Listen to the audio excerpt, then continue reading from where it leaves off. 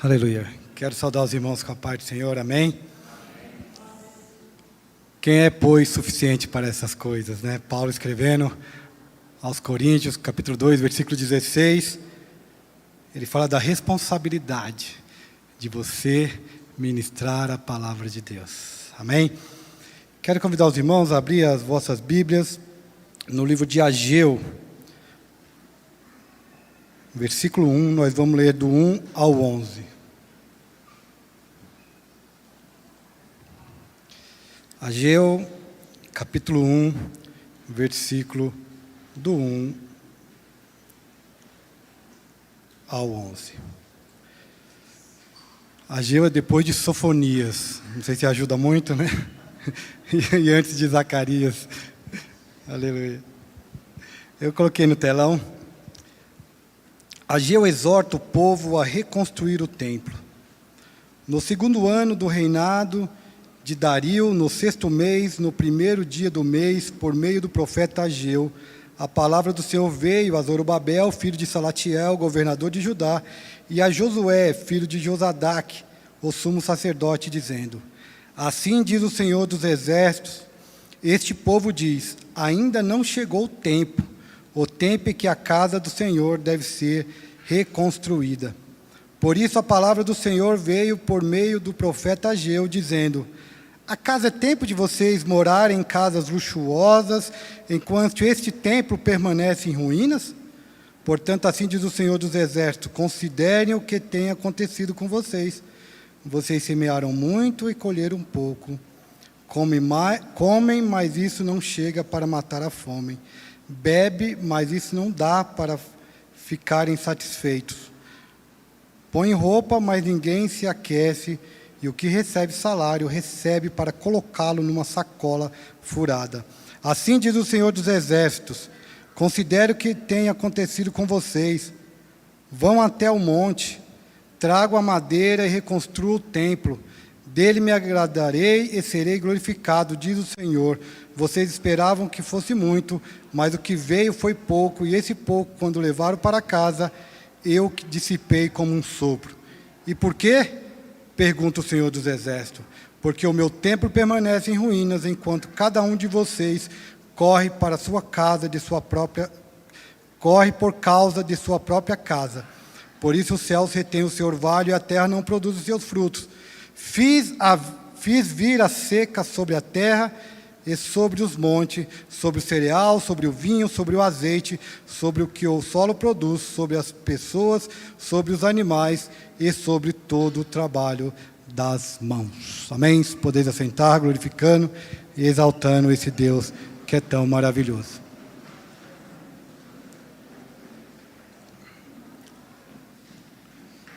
O tema da minha mensagem na abertura: ainda não chegou o tempo. Priorização para glorificação. Começar com uma frase. Ou eu ou você? Vou começar com uma frase do meu professor Heber Carlos de Campos Júnior. Ele fala: quando sentimos-nos ocupados demais, falta-nos tempo para as pessoas mais importantes, a começar de Deus. Irmãos, o homem sem Deus, ele prioriza somente a sua própria glória. O homem sem Deus, ele prioriza somente a sua própria glória. Mas em Mateus 6:33, Jesus Cristo diz: mas busquem em primeiro lugar o reino de Deus e a sua justiça, e todas essas coisas lhes serão acrescentadas. Jesus está nos ensinando que o reino de Deus é prioridade.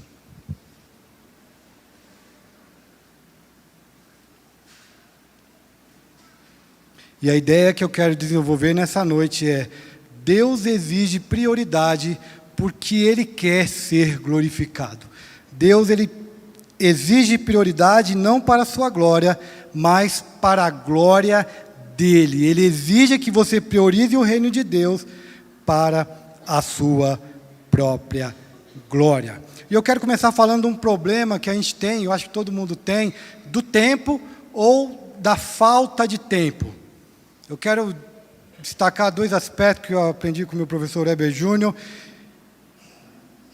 O primeiro aspecto do tempo é que parece que sempre estamos brigando com o tempo. Nunca temos tempo suficiente para fazer aquilo que a gente programou durante o dia, né? Às vezes você fala, o dia tinha que ter pelo menos umas 30 horas, umas 40 horas para que eu conseguisse fazer tudo o que eu estava planejando. E quando falta-nos tempo, deixamos de lado muitas vezes as pessoas que vão nos entender melhor. Família, esposas, filhos, irmãos, pais e principalmente Deus.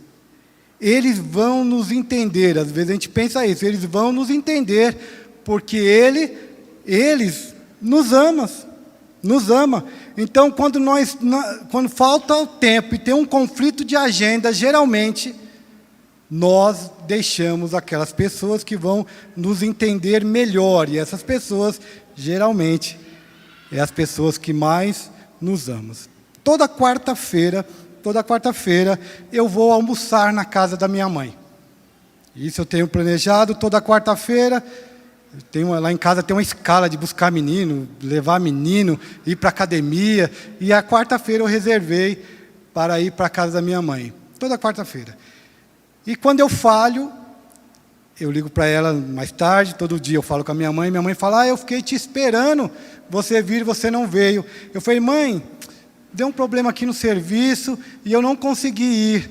Ela falou, eu sei, meu filho, você é um homem muito ocupado. Será, irmãos? Será que eu estou tão ocupado assim que eu não posso ir? Assim também fazemos com o nosso Deus. Deus vai entender, Deus ele é misericordioso. Ele sabe que eu sou muito culpado com os meus negócios, com o meu dia a dia. Será, irmãos, que Deus vai entender? Temos que começar a refletir nesta noite. Será que se nós colocarmos nosso Deus de escanteio, será que Ele vai aceitar tão bem? O segundo problema com o tempo, às vezes não brigamos com o tempo, mas postergamos o tempo, ou adiantamos as coisas, ou atrasamos o tempo, ou deixamos de fazer coisa que deveria ser feito hoje e fazemos amanhã. Cada fase da vida oferece possíveis impedimentos para um maior envolvimento com o reino de Deus. Quando é criança, tadinho, está dormindo tão bem, parece um anjinho dormindo no berço, eu não vou tirar ele para ir para a igreja. Criança tem que brincar. Está brincando aqui tão bonitinho, eu vou estragar a brincadeira dele, vou levar para a igreja.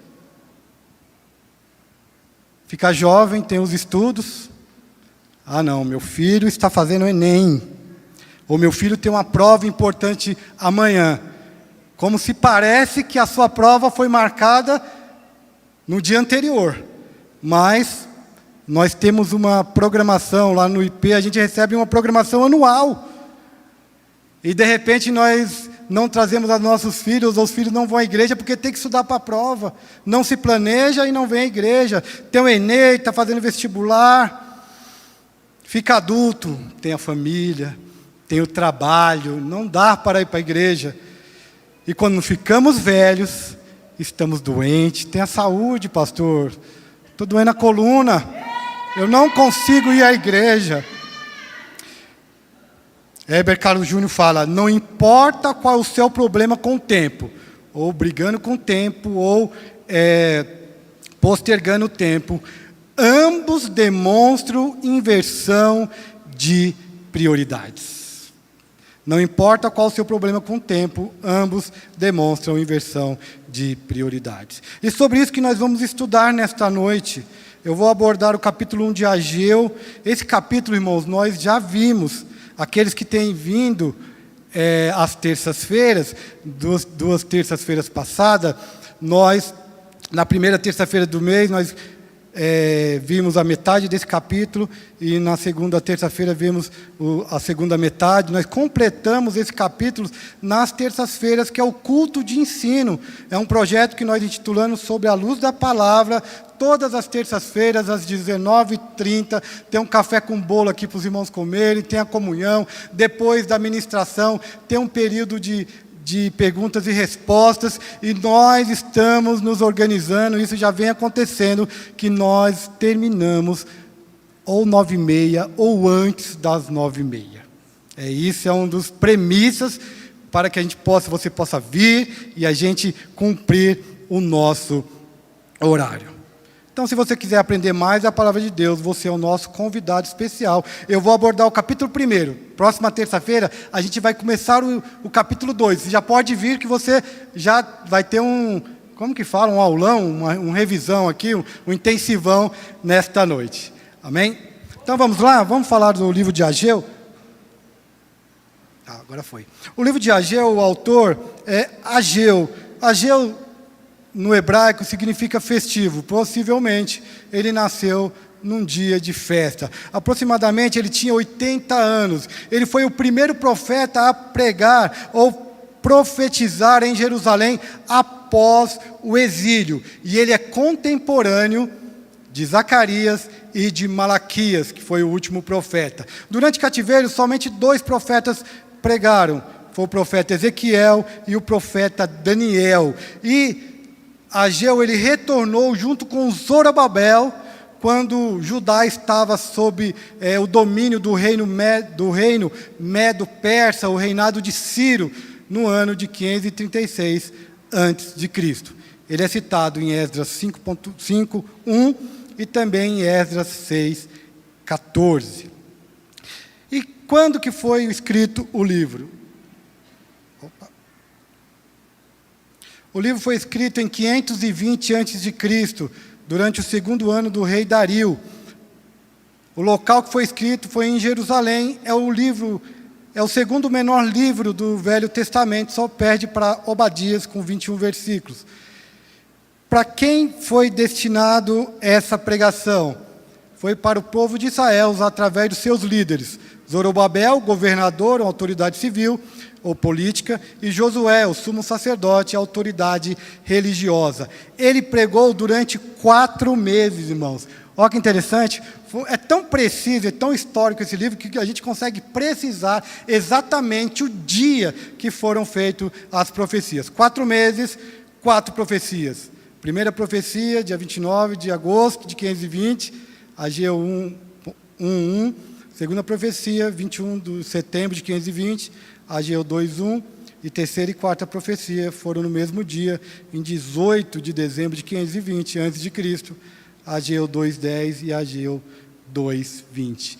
Um ministério de apenas 4 meses. Isaías, anos profetizando, e o povo não ouvia. Jeremias passou a vida inteira profetizando e ninguém ouvia. Ageu, em apenas 4 meses, ele profetizou. E a sua mensagem foi tão impactante que o templo voltou a ser construído. E qual que era o tema? Qual que é o tema principal de Ageu? Pode passar, acho que é melhor você passar. Eu vou falando e você vai acompanhando. Qual que era o tema principal de Ageu? 2 temas ocuparam a mente de Ageu: a reconstrução do templo de Jerusalém e o estabelecimento do reinado de Davi. O templo e o davidismo são os 2 grandes temas deste livro. A mística davídica é mais relevante que o templo. O messianismo davídico é, pois, decisivo para a hermenêutica de Ageu, um comentário de Hernandes Dias Lopes. O que ele está falando aqui? Que a reconstrução do templo é importante, mas o mais importante, irmão, era o estabelecimento do reinado de Davi. Por quê? Porque através do reinado de Davi viria o Messias. E se você vê em Mateus capítulo 1, versículo 12, você vai ver que na genealogia de Jesus se encontra Zorobabel. Então era importante o povo voltar, reconstruir o templo, estabelecer o reino, porque eles estavam aguardando o Messias. E para reconstruir o templo, nós temos que contar um pouquinho da história da destruição do templo. O que acontecia, irmãos? O povo judeu, eles tinham uma crença mística, uma crença assim exacerbada, até elevada com relação ao templo, porque o templo significava a presença de Deus em Israel, no meio do seu povo. Antigamente era o tabernáculo, e após a construção do templo por Salomão, em Jerusalém, aquele templo virou uma coisa assim, que se não houvesse templo, não tinha Deus. Era uma ideia assim que eles tinham, que só podia ter templo, só podia ter a presença de Deus se houvesse templo. Olha que diz Jeremias 7, de 1 ao 4. Palavra que foi dita a Jeremias da parte do Senhor. Fique junto à porta da casa do Senhor e proclame ali esta palavra. Escute a palavra do Senhor, todos de Judá, vocês que entram por essas portas para adorar o Senhor. Assim diz o Senhor dos Exércitos, o Deus de Israel: corrijam a sua conduta e as suas ações, e eu os farei habitar neste lugar. Não confiem em palavras falsas, dizendo: templo do Senhor, templo do Senhor. Este é o templo do Senhor. Então, irmãos, eles confiavam, eles acreditavam que enquanto o templo estivesse de pé, Jerusalém era inexpugnável, ou seja, inconquistável, impossível de se apoderar pela força. Enquanto tivesse aquele templo, nenhum exército iria ali. Porém, em 606 a.C., Nabucodonosor fez um cerco à cidade de Jerusalém e começou a levar cativo para a Babilônia. E 586 a.C., ele não somente destruiu Jerusalém, como destruiu o templo de Deus. Aleluia!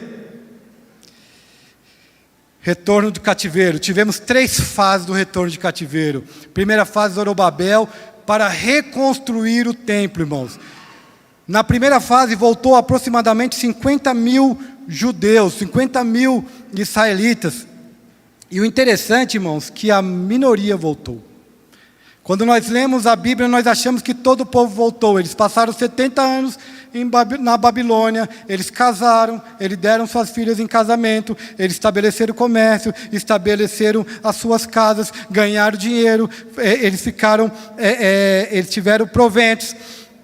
Muitos não voltaram, somente o remanescente voltou nessa primeira leva. De cada 5 que voltaram, 1 era levita, 1 era sacerdote, 1 pertencia à tribo de Levi, que era responsável por cuidar do templo do Senhor. Então eles voltaram com essa missão de reconstruir o templo. E quando eles voltaram em 536, eles chegaram animados para fazer a obra do Senhor, e eles lançaram o alicerce. Em 2 anos, eles lançaram os alicerces. Porém,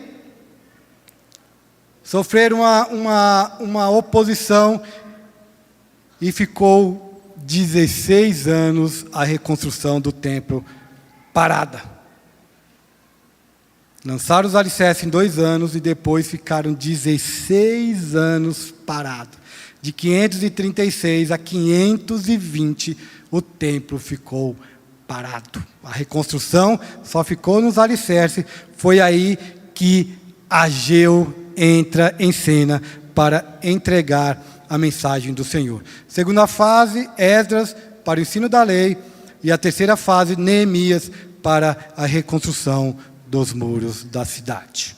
E qual que eram as dificuldades? Quando eles voltaram, eles chegaram a encontrar algumas dificuldades. A primeira dificuldade, os recursos eram limitados. Lembrando, irmãos, que Jerusalém, o império de Jerusalém, era uma nação rica. Nação de Deus, conquistou muitos povos, muitas terras, eles eram ricos. Salomão construiu o templo em 7 anos, não existia construção semelhante ao templo de Deus. Mas quando eles voltaram da Babilônia e chegaram em Judá, uma província do Império Persa, uma província com pessoas doentes, só ficaram para trás os velhos, assim, uma comunidade bem desgastadas. E eles conseguiram levantar, e com esses recursos eles lançaram os alicerces. Depois vieram algumas propostas de alianças perigosas. Os samaritanos chegaram para Zorobabel e falaram: Zorobabel, vocês estão construindo o templo? Deixa a gente ajudar vocês a construir o templo. Ele falou: de forma alguma, nós fomos levados ao cativeiro, porque nós nos envolvemos com idolatria, e vocês têm culto, que tem uma miscelânea aí de deuses. É um sincretismo religioso, nós não vamos cair no mesmo pecado, não queremos. E essa proposta de aliança virou uma oposição hostil. onde eles escreveram cartas ao rei Artaxerxes, e com isso a reconstrução ficou 16 anos parada. E outra dificuldade era a lembrança do antigo templo. Os mais velhos ficavam lembrando da grandeza do templo de Salomão. E o templo, irmãos, que eles iam reconstruir era menor. Então aqueles mais velhos ficavam chorando. Às vezes eu pego, e a minha mãe está assistindo, ela vai saber. Eu pego, minha mãe conta algumas histórias do passado, aquela nostalgia. Ah, na minha época, os irmãos oravam 1 hora antes de iniciar o culto. E depois, irmãos, e aí... irmãos... Deus tem o seu trabalhar no tempo certo. Não fique vivendo de nostalgia, faz agora, irmãos. Às vezes nós ficamos pensando, no passado eu era ativo, eu fazia isso, mas por que você não está fazendo a obra do Senhor como era no passado? Pode ser que Deus, Ele tem uma maior porção para nós nesse tempo, mas porque nós ficamos só pensando, lembrando do passado, e nós não fazemos nada no presente. Eles paralisaram, porque eles ficavam rememorando as glórias antigas. Glórias antigas não garantem vitórias presentes. Amém? Então vamos começar com a primeira profecia, Ageu 1, de 1 ao 11. Eu dei uma passada aí, irmãos, na história, só para a gente entender como que Ageu chegou para profetizar, em qual ambiente ele chegou para profetizar. Então a primeira parte, a desculpa do povo de Israel. No 2º ano do reinado de Dario, no 6º mês, no 1º dia do mês, por meio do profeta Ageu, a palavra do Senhor veio a Zorobabel, filho de Salatiel, governador de Judá, e a Josué, filho de Josadaque, o sumo sacerdote, dizendo. Então a primeira profecia nós já vimos que foi no dia 29 de agosto de 520 a.C. Era o primeiro dia, era um dia de lua nova, o primeiro dia do calendário judaico. O calendário judaico ele segue principalmente as fases da lua, e era um dia festivo. Toda lua nova tinha um culto especial, tinha uma festa especial no povo de Deus, e foi nesse dia que Ageu se levantou e entregou a profecia em Jerusalém. E era muito importante, porque era a primeira vez que depois de 70 anos era-se ouvido a voz de Deus em terra sagrada, vamos dizer assim, em terra, em Jerusalém, na cidade santa. Era a primeira vez, depois de 70 anos, que Deus voltava a falar com o seu povo. E isso era muito importante, porque o Deus da aliança voltou a falar com o seu povo. Os destinatários, Zorobabel, filho de Salatiel, governador de Judá, e Josué, filho de Josadaque, o sumo sacerdote. Depois de eles receberem uma grande bênção, que foi a libertação do cativeiro da Babilônia, depois de 70 anos, eles vieram, estavam empolgados, tipo novo convertido. Quando você aceita Jesus, você vem empolgadão, vou pregar para meus irmãos, vou pregar para bandido, quero entrar na favela, e daquele momento, 2 anos, lançaram o alicerce. Os líderes perderam o foco do reino de Deus e se acomodaram. Eles estavam priorizando suas próprias vidas, e o povo iam pelo mesmo caminho. Irmãos, aqueles que são chamados para liderar, tome muito cuidado do que você fala, do que você faz. Você é um formador de opinião. E um dia você vai ter que prestar conta de tudo que você falou contra a obra do Senhor, que desmotivou o povo do Senhor. Aleluia. Versículo 2. Assim diz o Senhor dos Exércitos: esse povo diz, ainda não chegou o tempo em que a casa do Senhor deve ser reconstruída. A desculpa do povo de Israel. Deus se apresenta ao povo como o Senhor dos Exércitos. Quem que era esse Senhor dos Exércitos? Ele tinha domínio sobre as hostes celestiais, e todos os reinos do mundo. Ele tinha um poder absoluto, nenhuma força, material ou espiritual, pode lhes resistir. Ou seja, assim diz o Senhor dos Exércitos: por que vocês estão parados? Eu, Senhor, eu sou o Todo-Poderoso. E ele fala: este povo, Deus demonstra o seu desgosto com a atitude do povo. Eu falei que, será que Deus não leva em conta? Deus, Ele fica triste conosco, né? Nós entristecemos o Espírito Santo. E Ele fala: este povo, Ele não falou meu povo.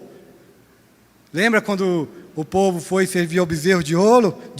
Este povo, seu povo, Moisés. Eu dei até o exemplo, quando a Sofia ou o Guigui faz uma travessura, eu falo para a Thaísa: seu filho fez isso, sua filha está assim. Então, uma demonstração de falar: ó, estou chateado com você, toma conta aí. Irmãos, e lembrando que eles juraram, dizendo que a sua prioridade seria sempre Jerusalém.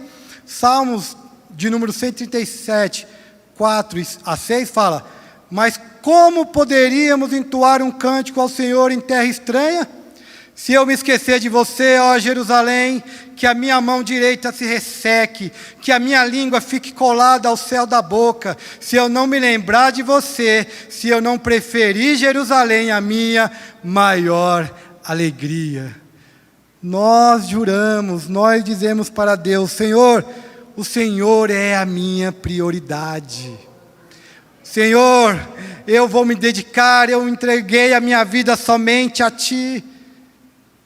E por que na prática isso não está acontecendo, irmãos? Nesta noite, é uma noite de despertamento para as nossas vidas. Desprezar Jerusalém era desprezar o próprio Deus. A mensagem de Ageu, irmãos, é para crente. Se tiver alguém descrente nesta noite, também é para você, mas principalmente a mensagem de Ageu era para crentes, era para o povo de Deus. As desculpas para Deus: ainda não chegou o tempo, repete 2 vezes aqui, dando uma ênfase. A palavra hebraica, aet, em hebraico, significa exatamente isso: o momento, o período, o tempo. O tema do tempo vem à tona aqui na palavra de Deus. Eles não diziam que a obra de Deus não devia ser feita, eles não negavam isso. Se chegasse para qualquer judeu: temos que reconstruir o templo, eles falavam: temos, mas ainda não havia chegado o tempo. Eles entenderam as oposições como um sinal de Deus que ainda não era a hora da reconstrução do templo. Eles tiveram uma oposição dos samaritanos e eles entenderam, sinal de Deus. Tipo quando você lê um versículo na Bíblia e você meio que direciona para aquilo que você quer ouvir, sinal de Deus. Oposição quer dizer que não é chegada a hora. Eles temeram mais a força dos samaritanos. Foi uma falta de fé, irmão. Estavam mais preocupados com o poder da oposição do que com as promessas do Deus Todo-Poderoso, o Senhor dos Exércitos. E eles não eram ignorantes. Isaías 44, 28 nos diz: eu digo a respeito de Ciro, uma profecia 220 anos antes. Eu digo a respeito de Ciro: ele é meu pastor e cumprirá tudo o que me agrada. Digo também de Jerusalém: será edificada, e do templo seus alicerces serão lançados. Existia uma profecia que isso ia acontecer. E em 2 Crônica 36, de 22 a 23, e Esdras, do capítulo 1, do versículo 1 ao 4, diz exatamente isso, que Ciro foi levantado, e ele diz: assim diz Ciro, o rei da Pérsia: o Senhor Deus, dos céus me deu todos os reinos da terra e me encarregou de edificar um templo em Jerusalém, que fica em Judá. Aquele dentre vocês que for do seu povo, que suba a Jerusalém, e o Senhor, seu Deus, esteja com ele. Até o ímpio entendeu que era tempo de reconstruir o templo, e o povo de Deus não tinha entendido. Não construir a casa do Senhor era desprezar o próprio Deus, ou no mínimo, Deus podia ficar em qualquer lugar. Não, Deus é misericordioso, deixa aí. Deus não se apega às coisas materiais. Mais uma vez, não é que não queremos construir, é que ainda não chegou a hora. Procrastinação, postergar ou atrasar algo. Amém? Segunda parte, vem a resposta. Por isso a palavra do Senhor veio por meio do profeta Ageu, dizendo: acaso é tempo de vocês morarem em casas luxuosas, enquanto esse templo permanece em ruínas? A resposta de Deus à desculpa do povo coloca em dúvida as prioridades do povo.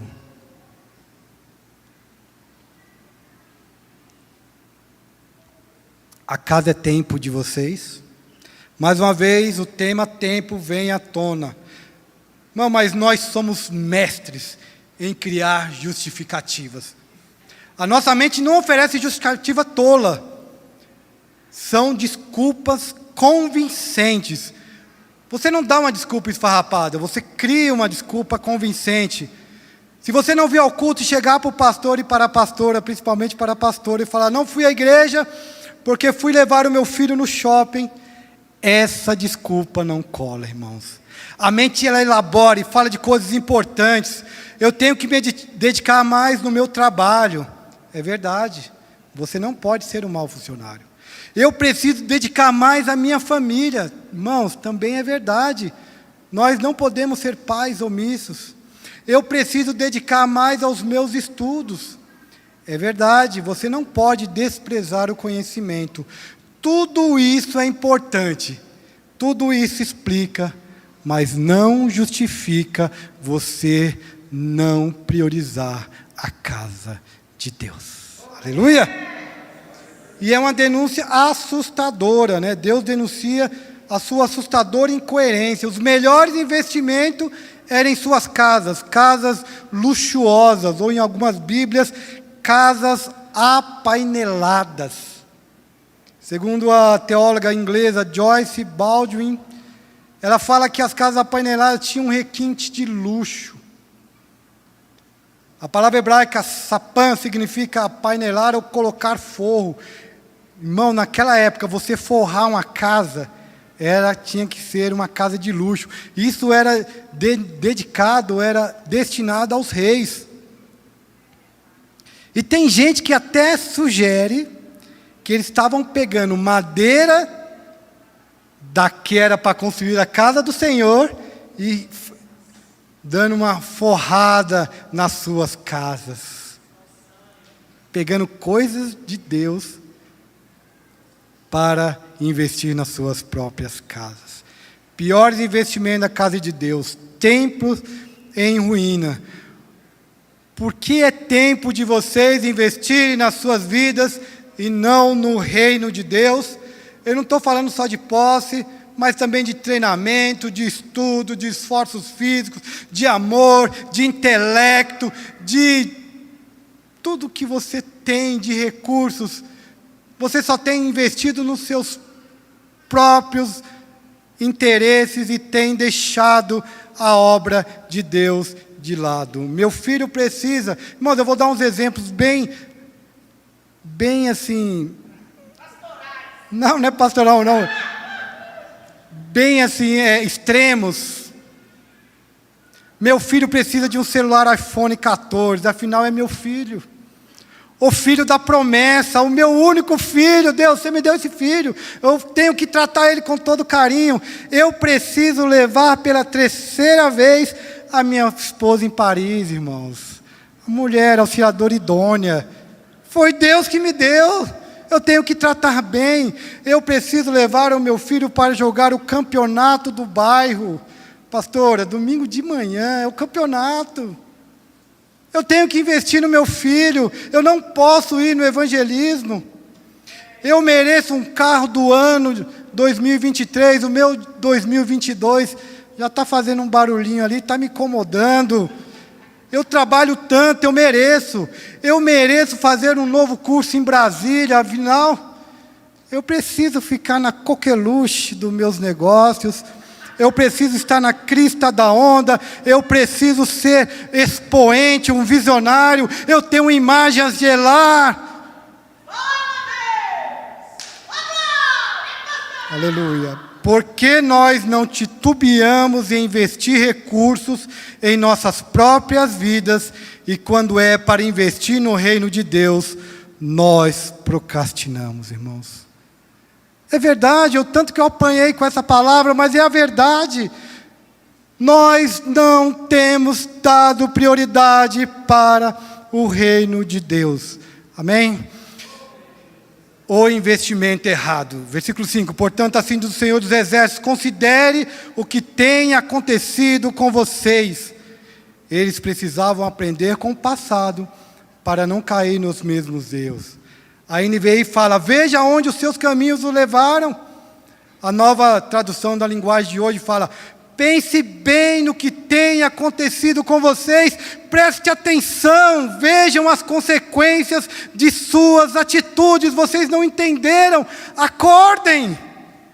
Olha o que está acontecendo com vocês, vocês semearam muito e colheram pouco, comem, mas isso não chega para matar a fome, bebem, mas isso não dá para ficarem satisfeitos, põe roupa, mas ninguém se aquece, e o que recebe salário, recebe-o para colocá-lo numa sacola furada. Aleluia!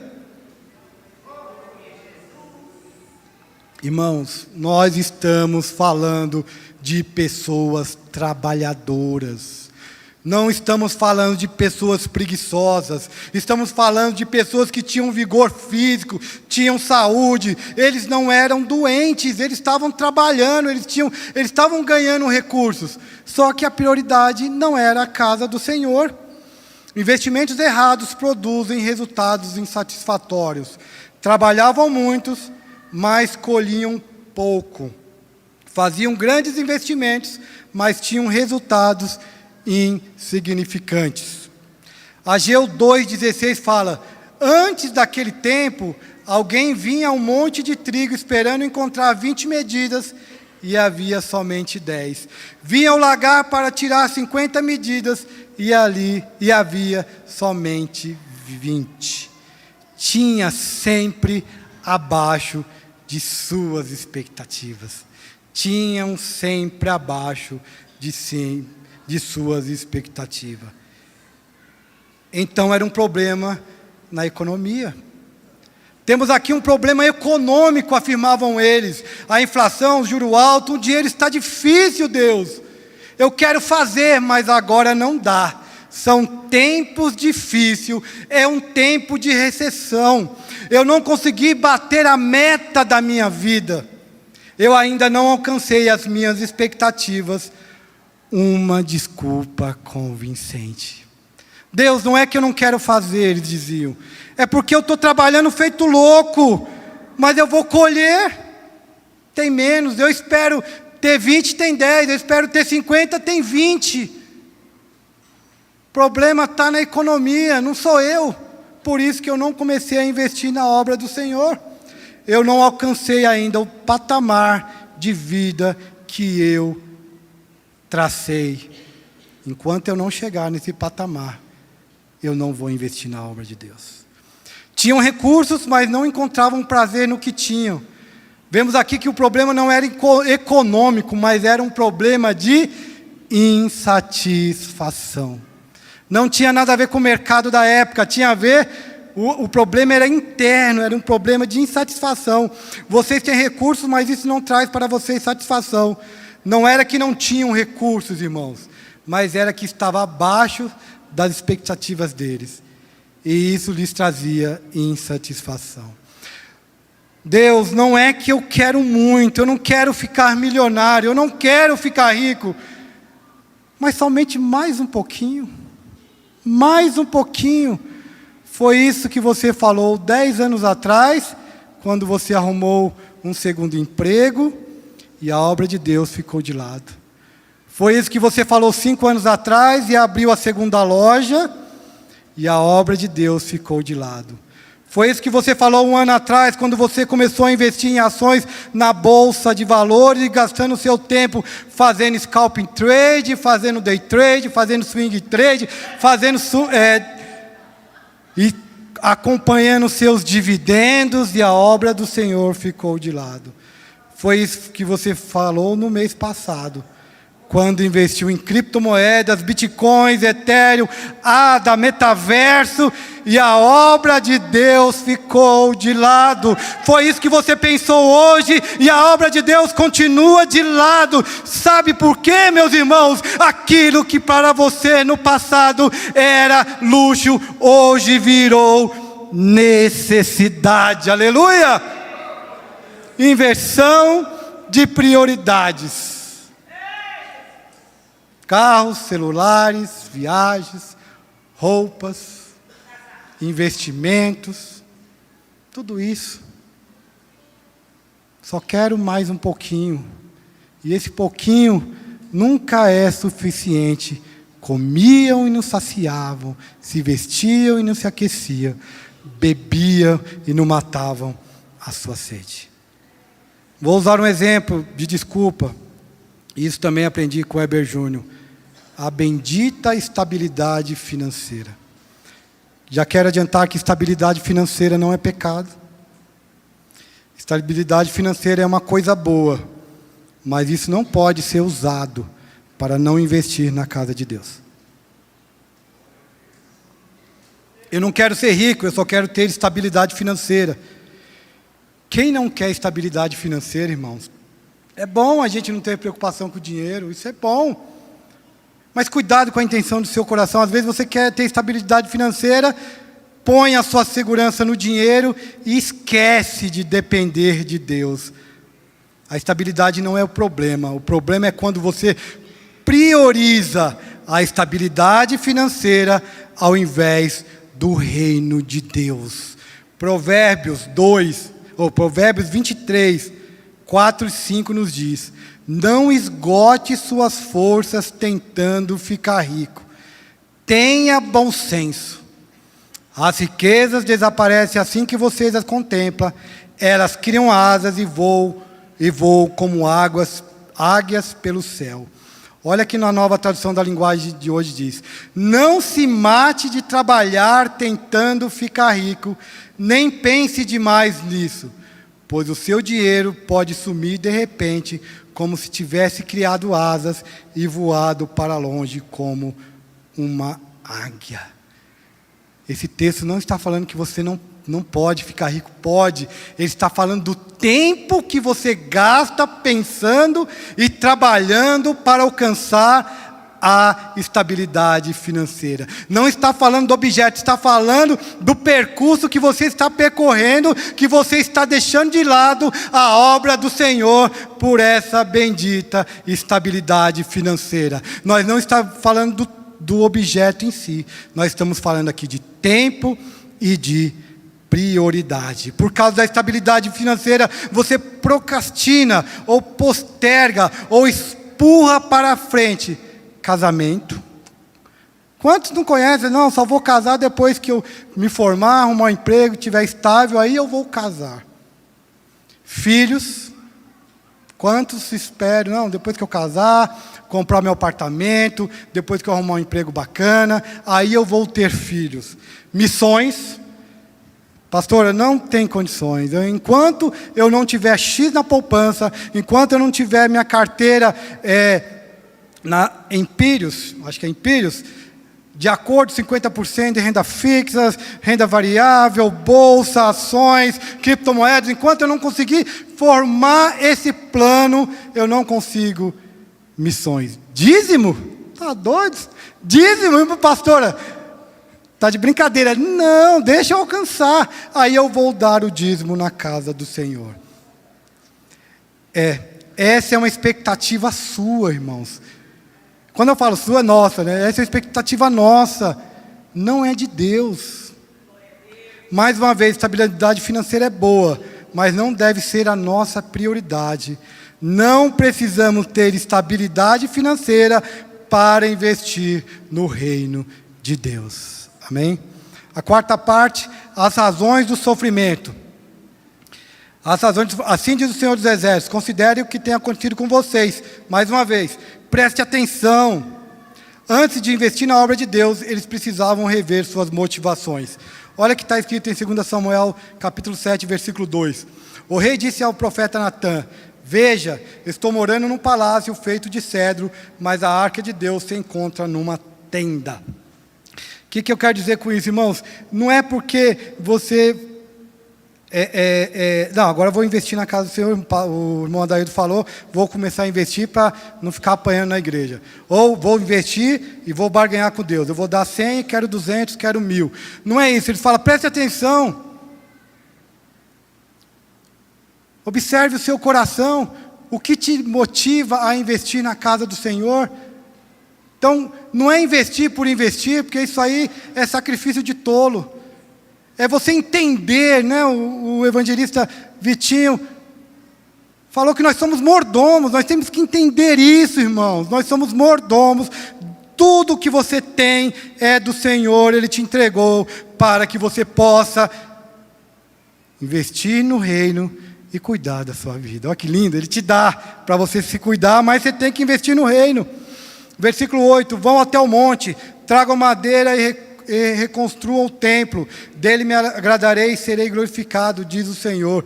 Deus se agrada e é glorificado quando eles priorizaram a sua casa. Deus se agrada da sua casa, Deus é glorificado em sua casa. Aqui nós temos o versículo chave, irmãos. Tudo isso tem a ver com Deus.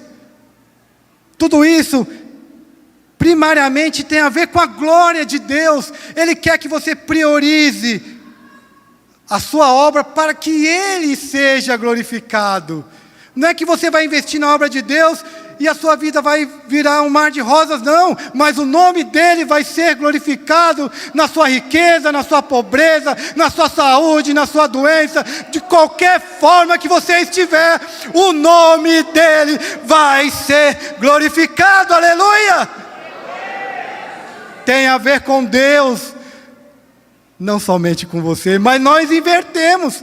Nós queremos ser glorificados. Tem a ver comigo. Deus não precisa dessas coisas. Versículo 9, vocês esperavam que fosse muito, mas o que veio foi pouco. E esse pouco, quando os levaram para casa, presta atenção, Deus falando, eu dissipei com um sopro. E por quê?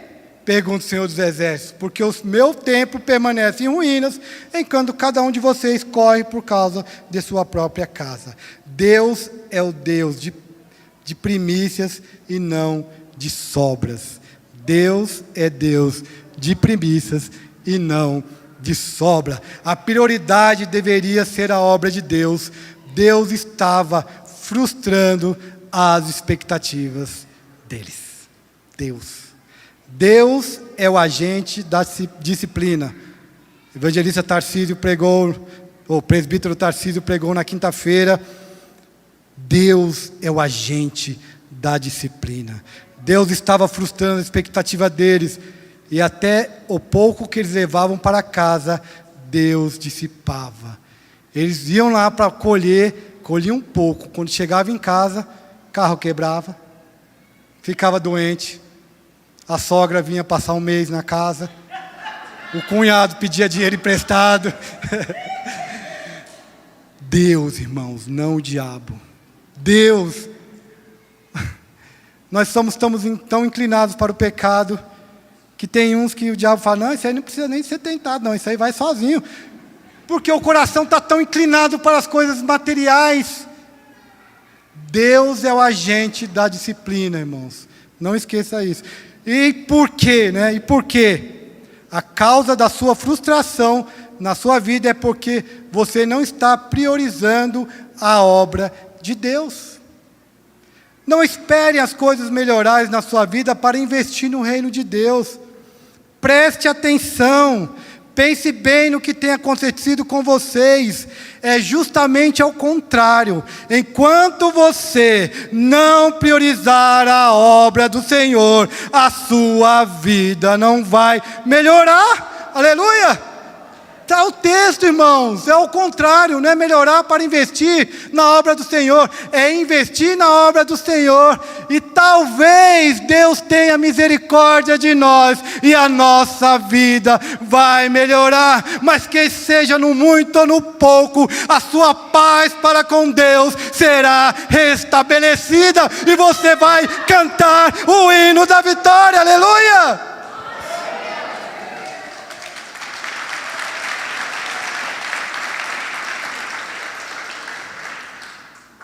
Provérbios, capítulo 3, versículo 9. Eu estou gostando de citar Provérbios, porque muitos pregadores da confissão positiva, eles usam muito Provérbios. Provérbios 3, 9 diz: honra o Senhor com seus bens e com as primícias de toda a sua renda. Prioridade. Versículo 10: por isso os céus retêm o seu orvalho e a terra não produz o seu fruto. Deus que abençoa é também o Deus que retém as bênçãos.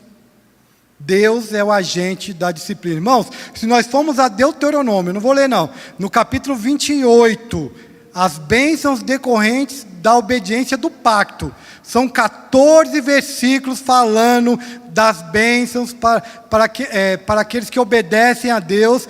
14 versículos de bênção. É bênção, venta, sai no campo, na cidade, nos filhos, na mulher. É bênção. 14 versículos falando de bênção. E 54 versículos falando de castigo decorrente da desobediência.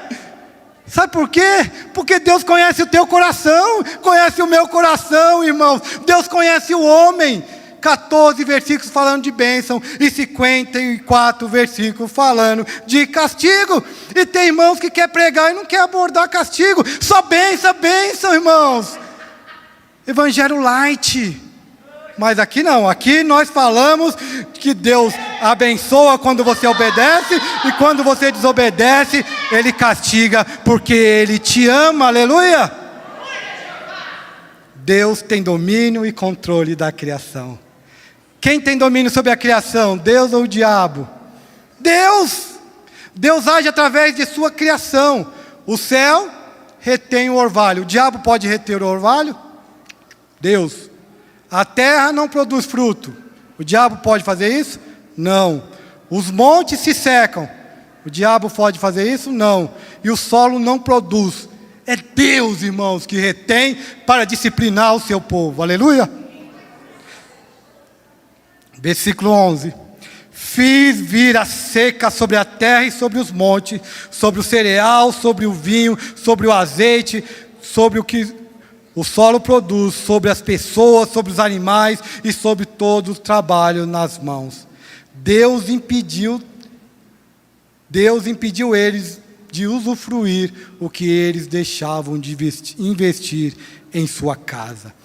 Deus tem domínio sobre o que o homem produz. Não somente sobre a natureza e sobre a criação, mas o cereal era o homem que cultivava, Deus tem domínio. O vinho era o homem que produzia, Deus tem domínio. O azeite é o homem que produzia, Deus tem domínio.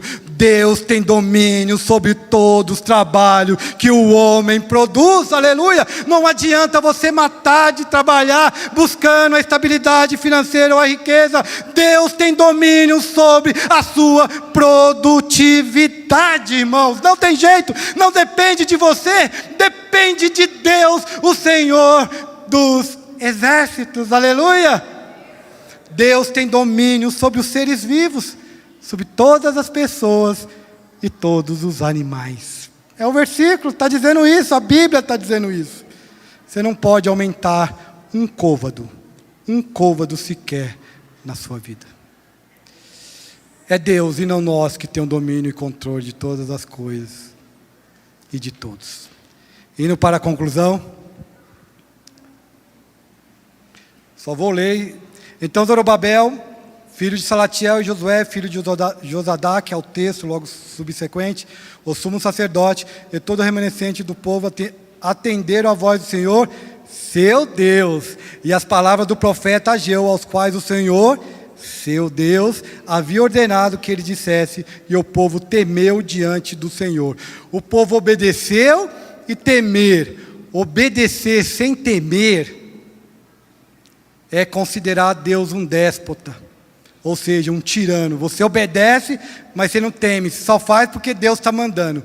E temer sem obedecer é desprezar a autoridade de Deus. É você ouvir, ficou com medo ali, temeu, respeitou, mas não fez. E eles estavam falando, seu Deus. Quando eles começaram a entender, quando você começar a entender que a prioridade é a obra de Deus, você vai falar, o meu Deus, eu estou fazendo isso por causa do meu Deus, aleluia. Eles começaram a reconhecer que o Senhor era o seu Deus. Então Ageu, enviado do Senhor, falou ao povo segundo a mensagem do Senhor, dizendo, eu estou com vocês, diz o Senhor. Irmãos, olha que lindo, quando eles entenderam e priorizaram a obra do Senhor, Deus falou, eu estou com vocês, independente do templo que vocês criam, que eu estaria com vocês somente com o templo, independente do templo, nesse período de reconstrução, eu estou com vocês, aleluia! Muito semelhante que o Senhor, nosso Senhor Jesus Cristo nos falou, ou falou para a sua igreja, Mateus 28, 19 e 20. Ide, portanto, fazeis discípulos de todas as nações, batizando-os em nome do Pai, do Filho e do Espírito Santo, ensinando-os a guardar todas as coisas que vos tenho ordenado. Ou seja, priorizem e trabalhem na minha obra. E eis que estou convosco todos os dias até a consumação do século. Ele está com você. Ele está comigo. Ele está com a sua igreja, enquanto nós reconstruímos, como nós trabalhamos na obra do Senhor, Ele está conosco, irmãos, até a consumação do século. Versículo 14 e 15, o Senhor despertou o espírito de Zorobabel, filho de Salatiel, governador de Judá, e o espírito de Josué, filho de Josadaque, o sumo sacerdote, o espírito de todo o remanescente do povo. Eles vieram e começaram a trabalhar no templo do Senhor dos exércitos, seu Deus. Era o 24º dia do 6º mês, do 2º ano do reinado do rei Dario. Aqui vemos o ministério da palavra. Quando a palavra de Deus é verdadeiramente pregada, Deus desperta o seu povo para a sua obra. Nesta noite eu peço a Deus, através da palavra que nós pregamos hoje, que vocês, que nós nos despertamos desse sono, dessa sonolência, dessa preguiça, dessa falta de vontade de investir no reino de Deus. Chegou o tempo, irmão, não dá mais para procrastinar o seu investimento na obra de Deus. Chega, irmãos. Preste atenção, até quando você vai empurrar a obra de Deus com a barriga? Até quando você vai continuar a fazer a obra do Senhor relaxadamente? Deus desperta nosso espírito nesta noite para trabalhar no seu reino. E não foi de qualquer jeito, beleza, vamos sair daqui, vamos investir, vamos quebrar tudo. Não! Aquilo que desceu para o coração, foi para as mãos. Não começaram de qualquer jeito. 3 semanas fazendo planejamento e fazendo uma organização do trabalho de Deus. Eles só começaram a trabalhar no 24º dia, com tudo organizado. E em 4 anos, eles concluíram o templo do nosso Deus, para a honra e glória daquele que é digno de louvor, o Deus Santo e Poderoso.